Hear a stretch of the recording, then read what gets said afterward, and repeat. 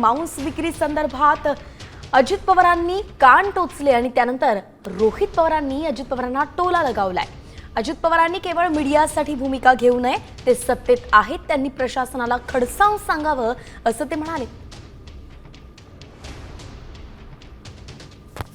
महाराष्ट्र दिनाला 26 जानेवारीला किंवा 15 ऑगस्टला अशी जर बंदी घालायला लागला तर उलट अवघडच आहे।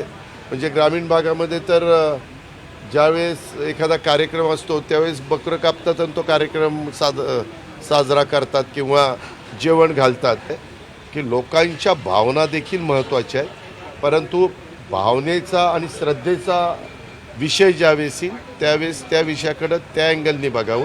अजितांची भूमिका बरोबर आहे, पण दादांनी ही मीडियासाठी भूमिका घेतली का? तुम्ही आता सत्तेत आहात, तुमच्याकडे पद आहे, प्रशासन तुमचं ऐकतं, तर खऱ्या अर्थाने तुम्ही जे म्हणता ते तुम्ही करता असं असेल त्या प्रशासनाला खडसावून सांगा। अजिबात जेवणामध्ये खाण्यामध्ये राजकारण आपल्याला आणायचं, ज्याला काय खायचं खाऊ द्या, संविधानाने दिला हक्क आहे। पण दादा फक्त मीडियासाठी बोलले का खरंच त्या प्रशासनाला सांगून त्यांच्या पदाचा वापर करून जे बोलतात ते करून दाखवतील हे आपल्याला 15 ऑगस्टला बघायला मिळेल।